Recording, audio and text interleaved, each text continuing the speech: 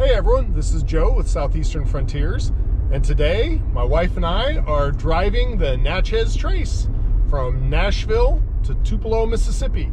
We're actually planning on driving the entire trace all the way down to Natchez, Mississippi, but we're going to do that over 2 days. So day one is Nashville to Tupelo, Mississippi. So come along with us.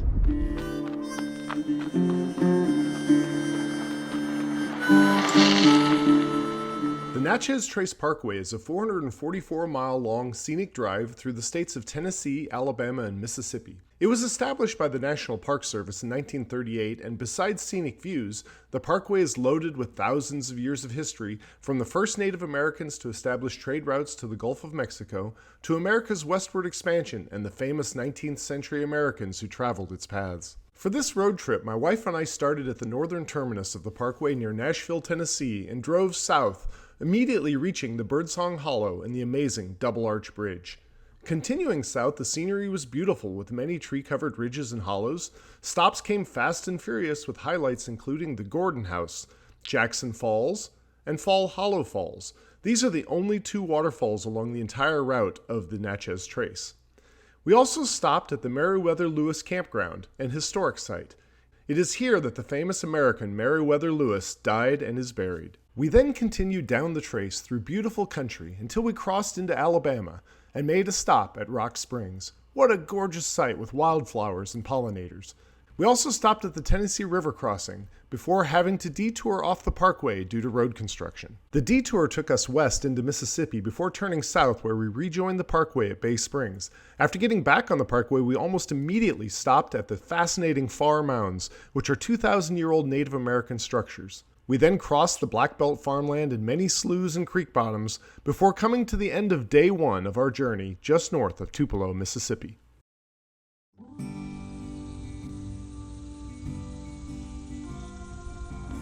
We are near the northern terminus of the Natchez Trace Parkway, just outside of Nashville, Tennessee.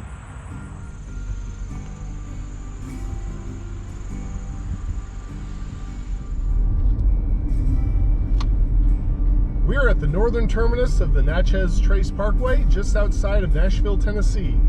We just went through the gate to enter the parkway.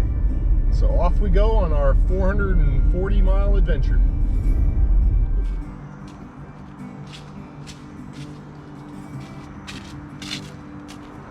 Cool.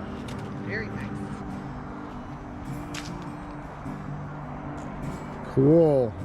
This is the Double Arches Bridge. Very impressive.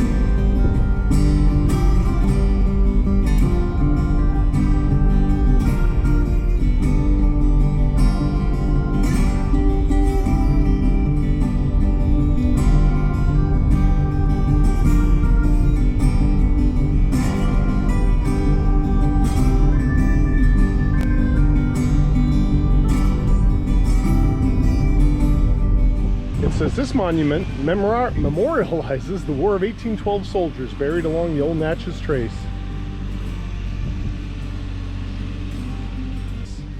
On General Jackson's return near this point, he proclaimed his view of the significance of the victory earned by the soldiers' sacrifices. Our rights will henceforth be respected. Cool.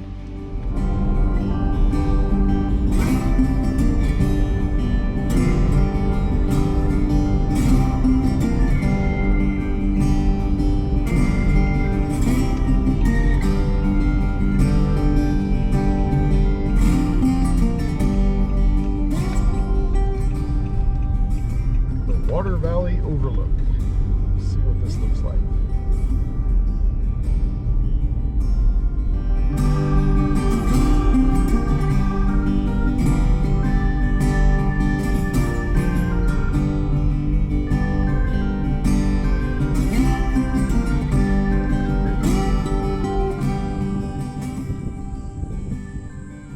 This is the Water Valley Overlook. There's some power lines in the foreground, but otherwise it's a very pretty view of the valley.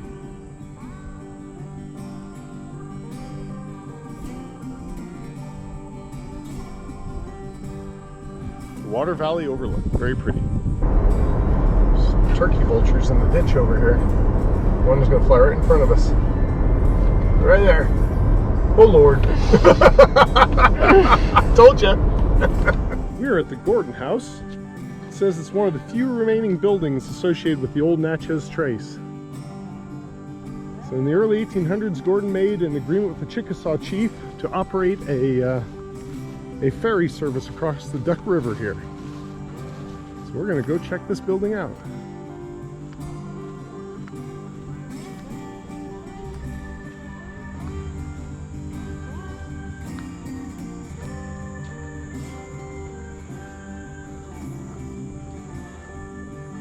This is the Gordon House. Very cool. He operated a ferry service across the Duck River, and this was also a trading center for people to buy and buy supplies from him here.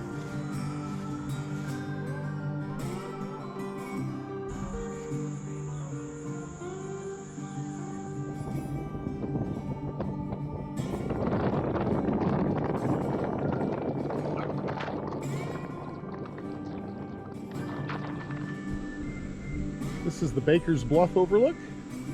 What a beautiful valley. I am going to hike from the Baker's Bluff Overlook over to the Jackson Falls Overlook and the falls itself area. So down we go down the trail.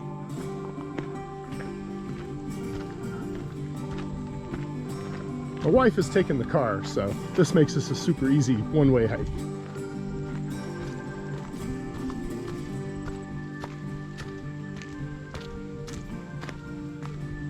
I say super easy. It's starting off pretty steep though.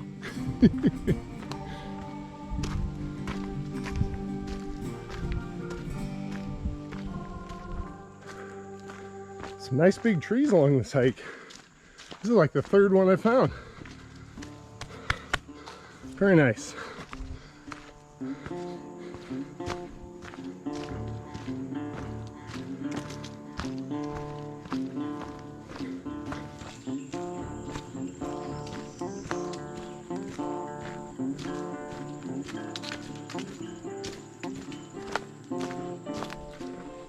Reached the end of the trail. That was pretty short. Yes, Baker Bluff Overlook. Says it was a third of a mile. It wasn't very far. It's very nice. Except for the spider webs, of course. We're at Jackson Falls. There's a picnic area here and restrooms. So the actual trail says it's a steep 900-foot long trail is off that way. So the first part of the Jackson Falls Trail is paved, so that's nice.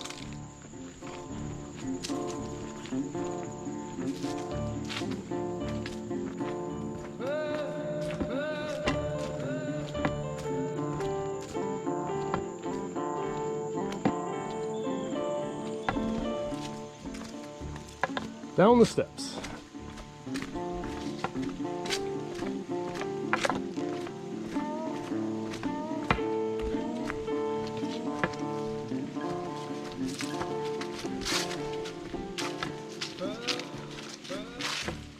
It's been pretty dry lately. We're at the end of summer, so not much water here by the look of it.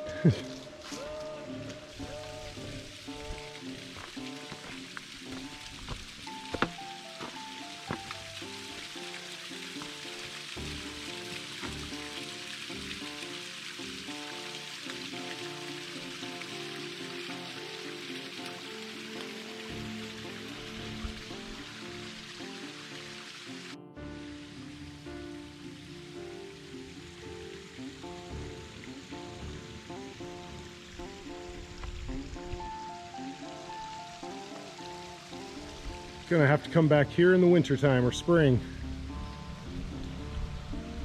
Cool.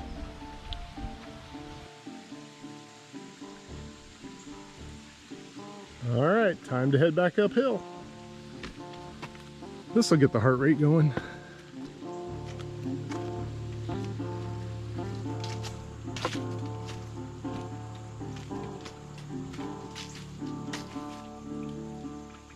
There's a bit of a cave up there.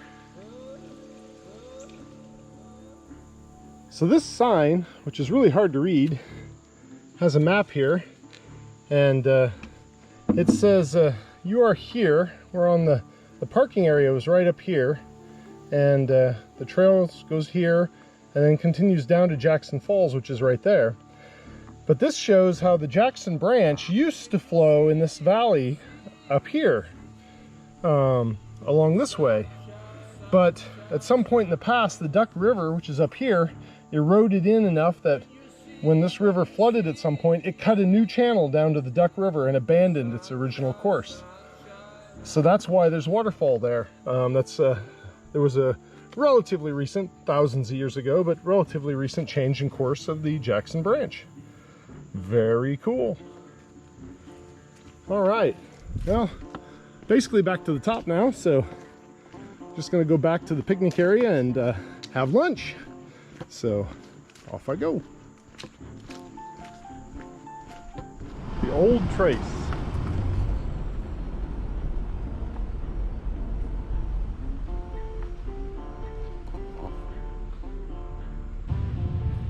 This is the tobacco barn, and you can see tobacco hanging in it, dry. That's very cool.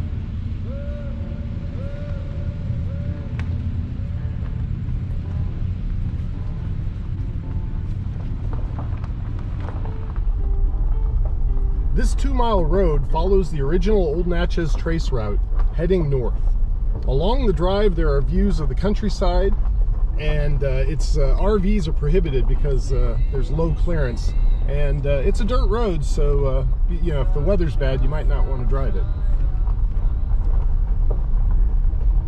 But while driving this, we're driving an original section of the Old Natchez Trace, much as it appeared in the early 1800s.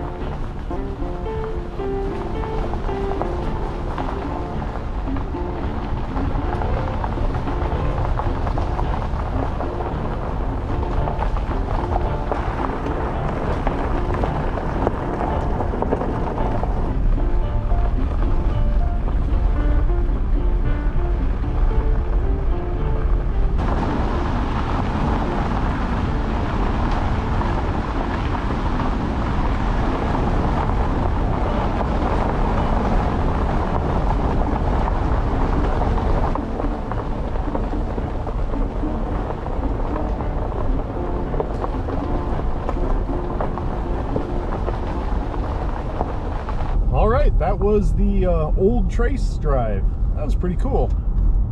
Driving on a road that some people have at least walked down for thousands of years. Very neat.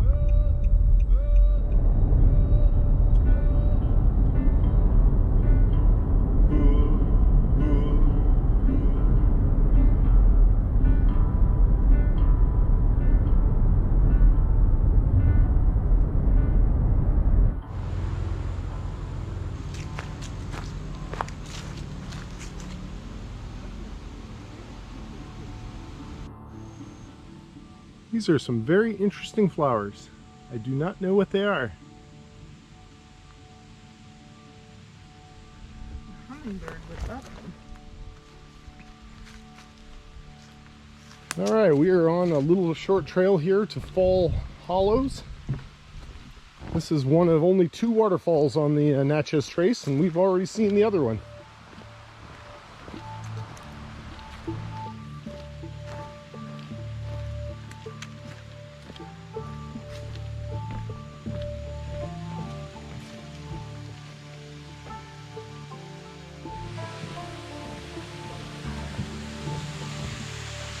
Oh, very nice.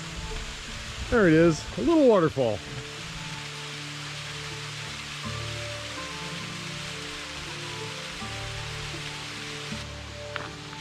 So I'm continuing down the trail a little bit, past where the pavement ends, and I can see through the trees here. Very nice waterfall.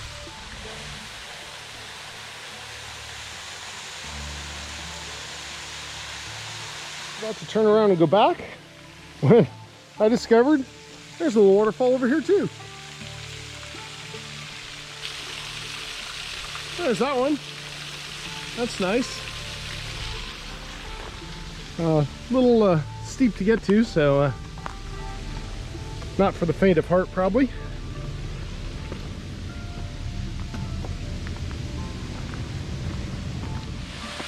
All right, I've reached the bottom of the falls.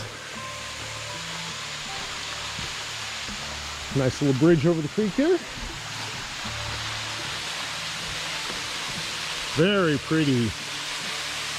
Nice.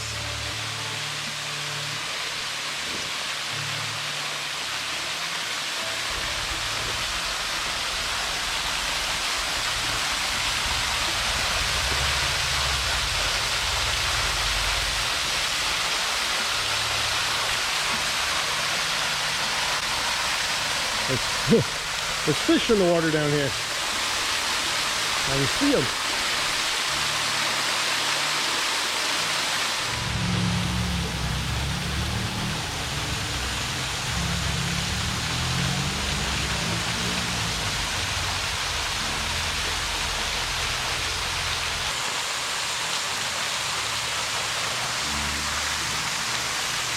That is just too pretty.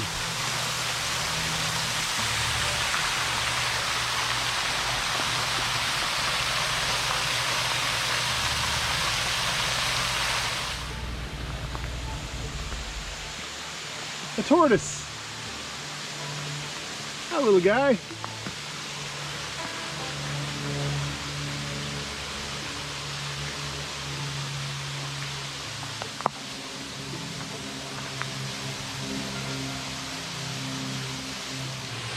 All right, time to say goodbye to Pharr Hollow Falls and head back up the trail.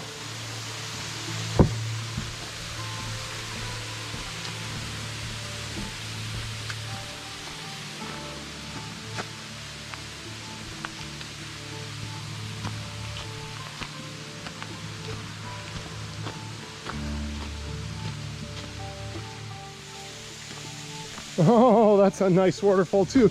I saw the top of this. I really couldn't see this from above. That is spectacular. Look at that. Nice. Very pretty.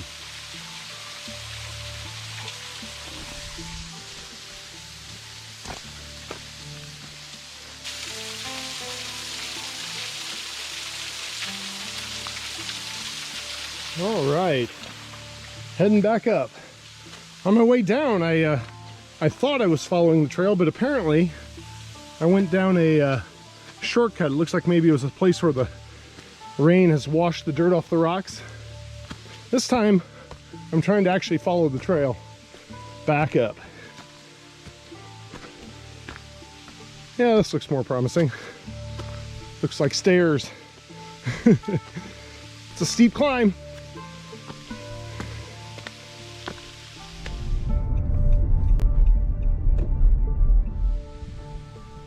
This is Grinder's Stand. This is where Meriwether Lewis of the famous Lewis and Clark expedition spent his last night. He was traveling up the Natchez Trace on his way from the Louisiana Territory to Washington, D.C., and he came to this stand, which was an inn, one of the last ones before entering Indian Territory, and he decided to spend the night here. By morning, he had died of gunshot wounds, probably self-inflicted. He was under a lot of pressure.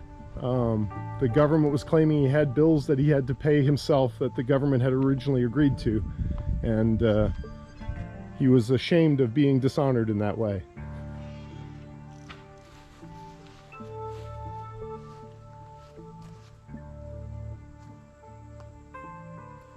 His final burial site is right down there where you see in the distance there's a column, and that's where we're headed next.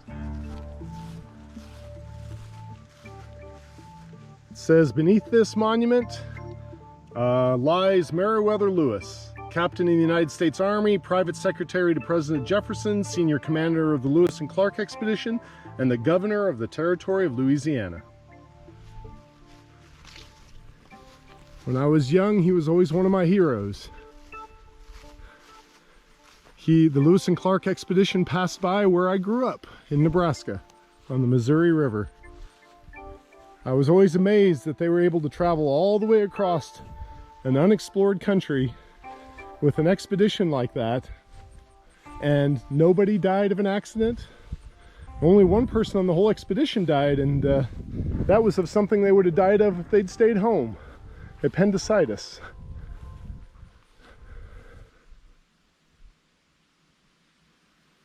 The column is purposefully broken. That is meant to show that his was a life cut short. He was only 35 years old.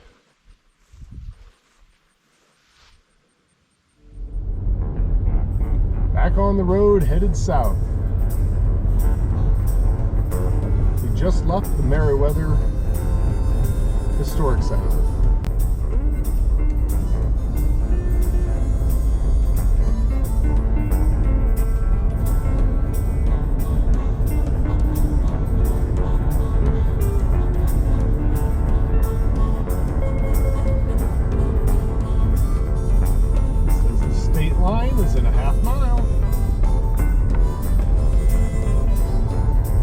Alabama state line. We're leaving Tennessee.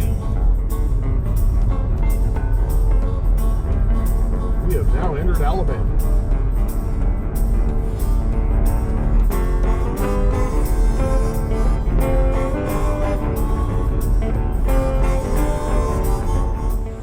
We are at Rock Spring, Alabama, where we are going to do a short hike. So we're going to explore this nature area here.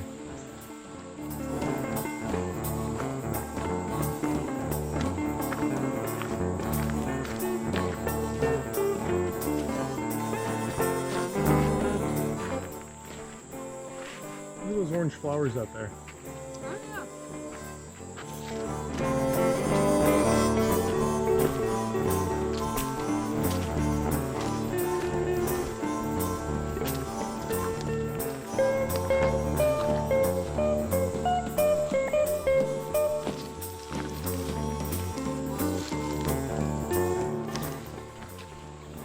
These are fun.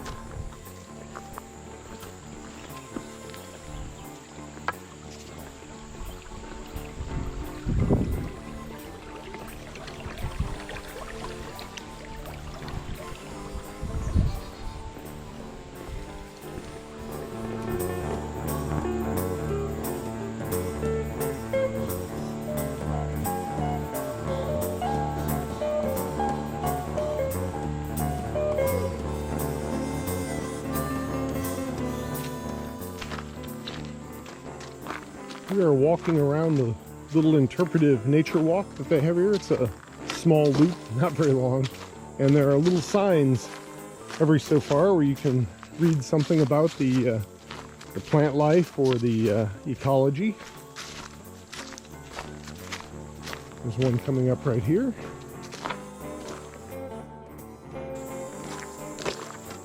It says water accumulates underground in underground reservoirs called aquifers.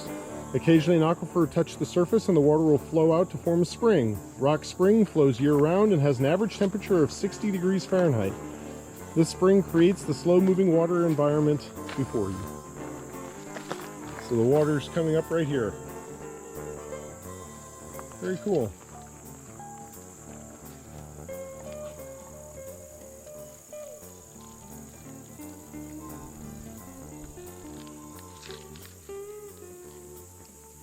Pretty wet.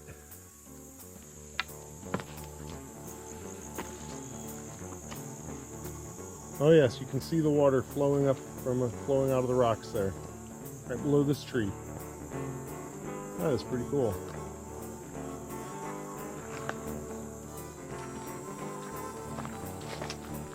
The spring makes for a very pretty little pond here, a little overgrown and green.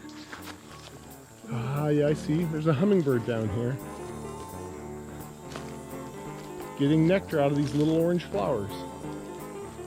We said earlier that they looked like they were perfectly made for a hummingbird.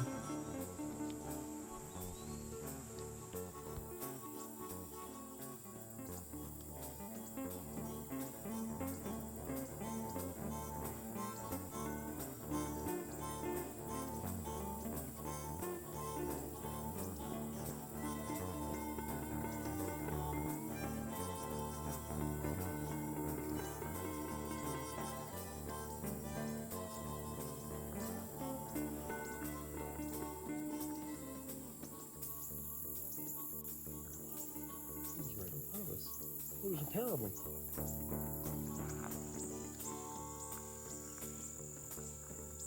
There are honeybees on the flowers here in front of me.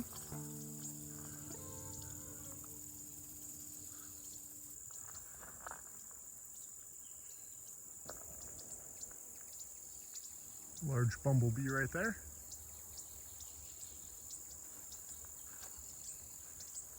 Wow, so many flowers and so many pollinators.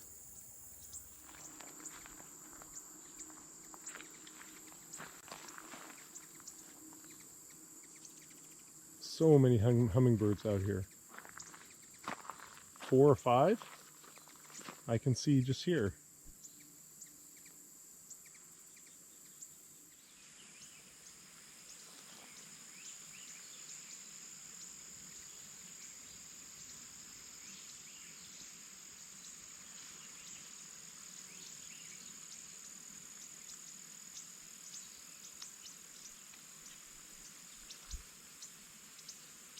So pretty.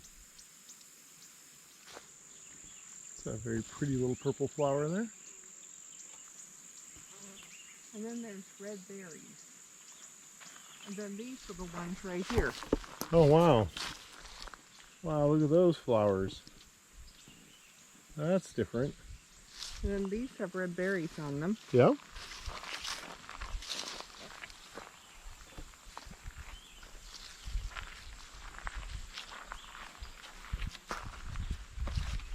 Lots of wildflowers on this trail. This is very pretty. Yeah. Wow, just amazing. There's a remnant of a beaver dam out here. You can see all the sticks piled up. Interesting. That's an interesting berry there. Weird. Another view of this pond behind the beaver dam.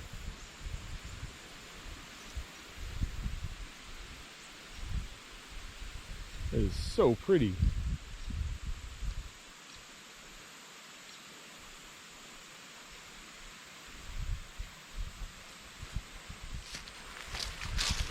And right up here is the dam that's holding this water back. Right there.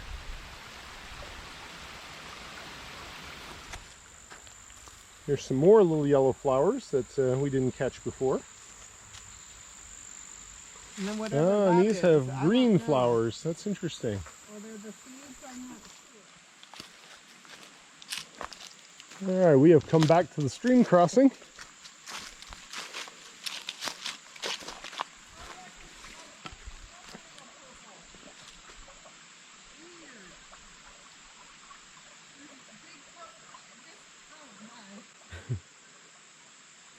There's a critter down here. That looks like a raccoon, maybe. Can't quite make it out. It's definitely a raccoon. It's just kind of skinny. It's walking right along the edge of the water back there. All right, well, this has been a hit. This is a major success for a stop.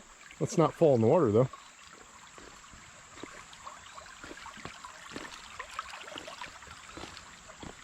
All right, that trail was very nice. Highly recommend Rock Springs.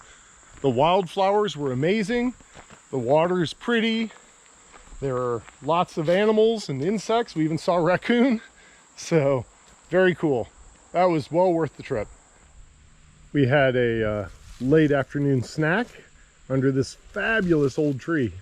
Take a look at this.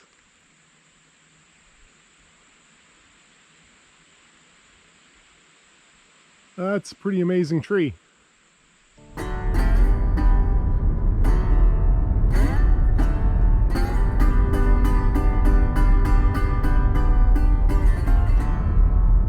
This is the Tennessee River. We're crossing at the where the old Colbert Ferry used to cross on the Natchez Trace.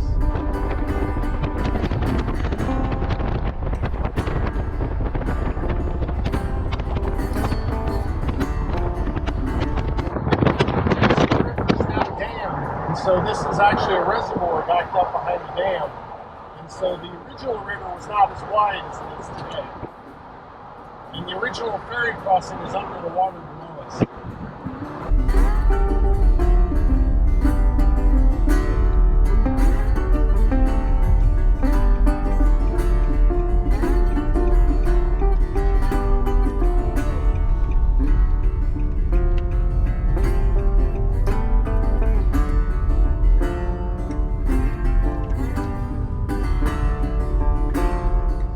Colbert Stand. It says George Colbert operated a ferry across the Tennessee River from 1800 to 1819.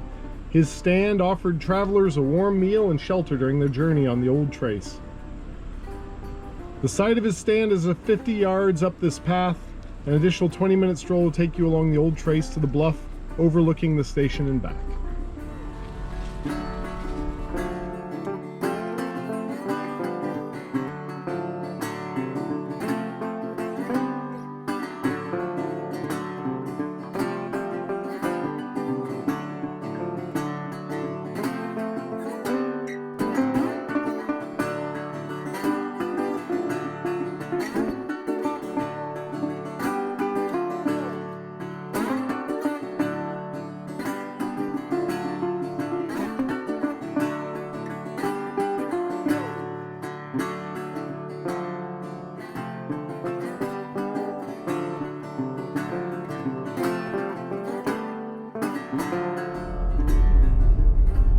We are just leaving the Colbert Ferry crossing, and unfortunately the Natchez Trace is closed between here and Bay Springs, Mississippi.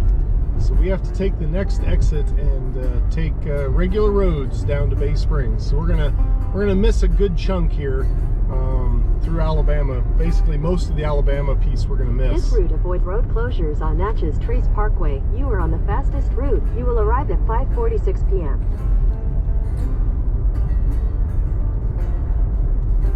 Here's where the detour is. We have to exit here and head over to Cherokee. Turn left toward North Pike, then turn right onto North Pike. And then once we get to Cherokee, we have to go over to get onto Highway 72 and go over to Mississippi, to Iuka, Mississippi. So that's where we're headed.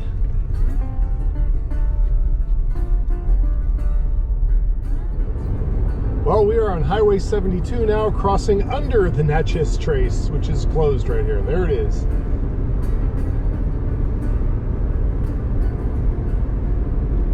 We are on our way to Iuka, Mississippi, before we turn and head south. We are now entering Mississippi, right there. Welcome to Mississippi. We are on Highway 72, detouring on the Natchez Trace.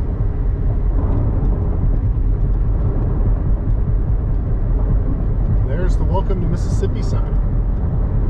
We have detoured south around the part of the Natchez Trace that was closed for construction.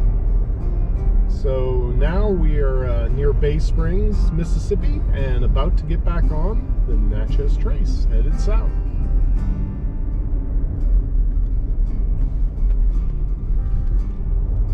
We are back on the Natchez Trace and about to cross over the Tennessee Tombigbee Waterway.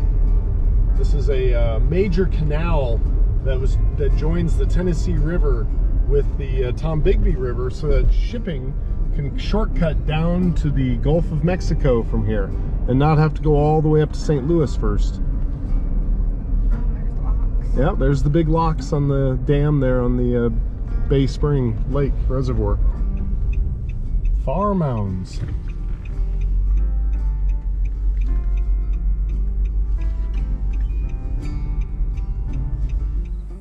We are at Pharr Mounds in Mississippi. You see the mounds of earth out in the field out there? These mounds were created by the Native Americans 2,000 years ago in what's called the Woodland Era. These are likely ceremonial structures. There was a small village, or there was a village near here, and this was on a major trade route where things were traded from the Gulf of Mexico all the way up to Ontario, Canada. Very impressive.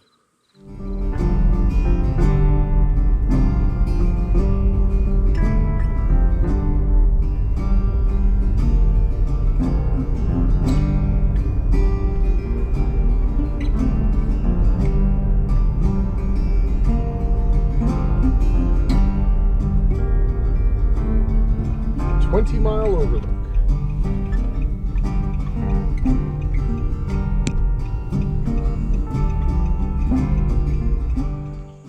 All right, the sign says 20-mile bottom. This area now cultivated was typical of many low areas along streams through which the Natchez Trace passed. In 1812, the Reverend John Johnson stopped at Old Factor's stand near this bottom and wrote this account of the bottomland travel. I have this day swam my horse 5 times, bridged one creek, forded several others. Besides the swamp we had to wade through. At night we had a shower of rain. Took up my usual lodging on the ground in the company with several Indians. So that's the bottomland out there beyond those trees, kind of where the sun is still hitting out there. It was low land, lots of sloughs, some swamps. Lots and lots of stream crossings. That would have been a challenge. 20-mile bottoms overlook was our last stop for the day. I think we are just outside of Tupelo, Mississippi. So we are going to call that a day and stay somewhere near Tupelo and find something to eat. And we will pick this up again tomorrow.